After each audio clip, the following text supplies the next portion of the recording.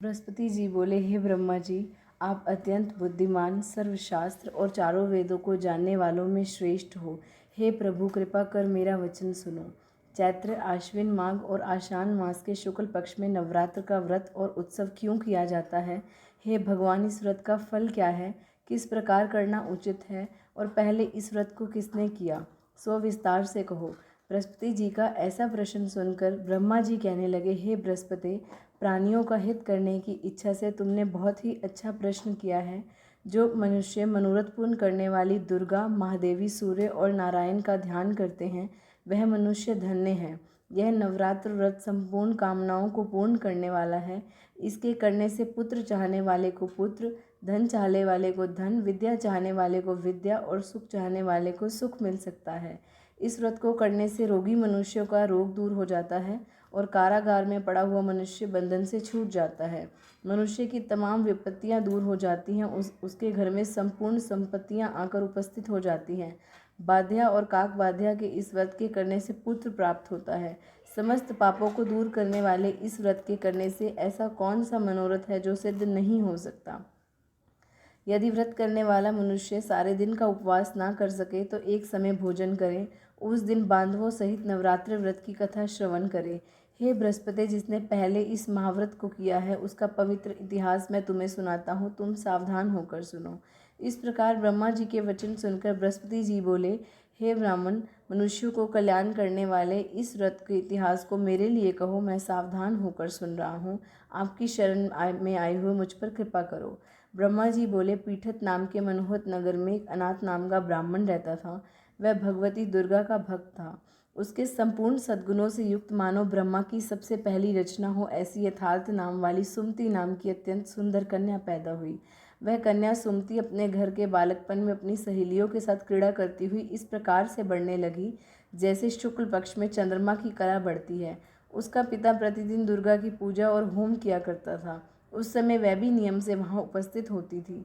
एक दिन वह सुमति अपनी सखियों के साथ खेलने में लग गई और भगवती की पूजन में उपस्थित नहीं हुई। उसके पिता को पुत्री की ऐसी असावधानी देखकर क्रोध आया और पुत्री से कहने लगा, हे दुष्ट पुत्री, आज प्रभात से तुमने भगवती का पूजन नहीं किया। इस कारण मैं किसी कुष्ठी और दरिद्र मनुष्य के साथ तेरा विवाह करूँगा।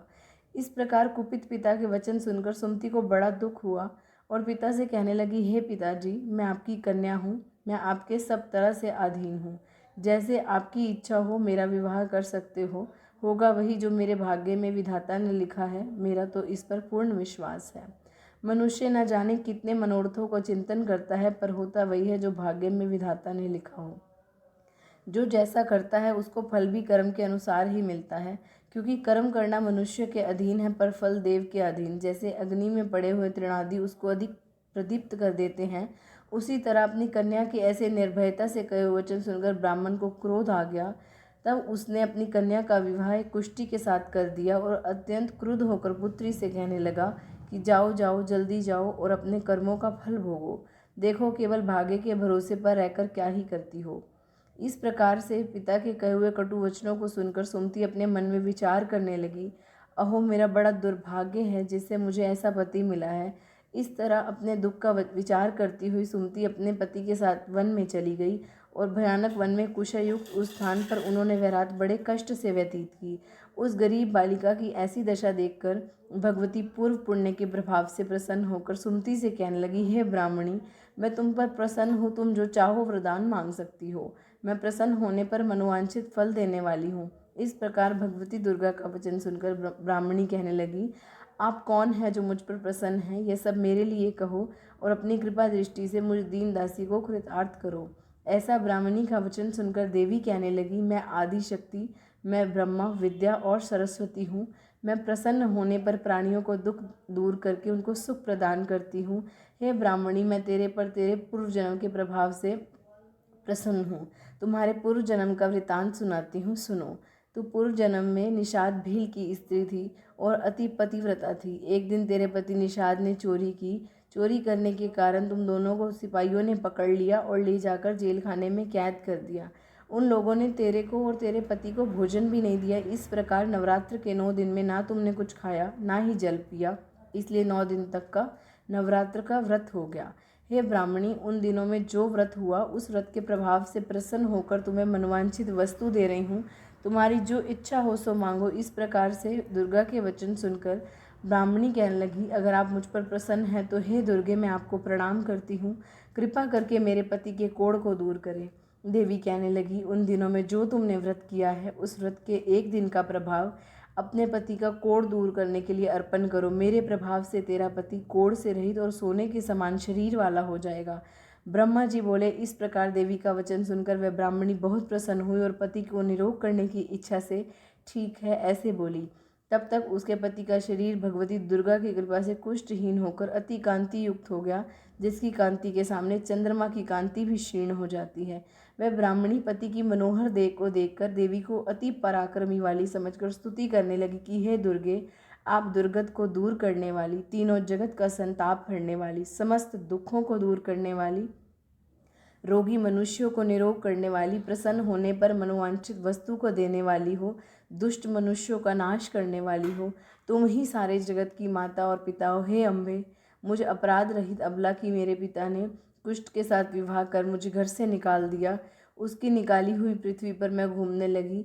आपने ही इस आपत्ति रूपी समुद्र से मेरा उद्धार किया है। हे देवी, आपको प्रणाम करती हूँ, मुझ दीन की रक्षा करो। ब्रह्मा जी बोले, हे बृहस्पति, इस प्रकार उस सुमति ने मन से देवी की बहुत स्तुति की। उससे की हुई स्तुति सुनकर देवी को बहुत संतोष हुआ और ब्राह्मणी से कहने लगी, हे ब्राह्मणी, तेरे उदालय नाम का अति बुद्धिवान, धनवान, कीर्तिवान और जितेंद्रिय पुत्र शीघ्र ही होगा। ऐसा कहकर वह देवी उस ब्राह्मणी से फिर कहने लगी कि हे ब्राह्मणी, तेरी जो और कोई भी इच्छा है मनोवांछित वस्तु मांग सकती हो।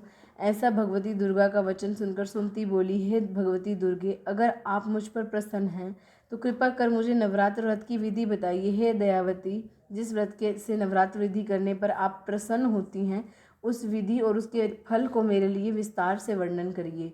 इस प्रकार ब्राह्मणी के वचन सुनकर दुर्गा कहने लगी, हे ब्राह्मणी, मैं तुम्हारे लिए संपूर्ण पापों को दूर करने वाले नवरात्र व्रत की विधि को बतलाती हूँ, जिसको सुनने से तमाम पापों से छूटकर मोक्ष की प्राप्ति होती है।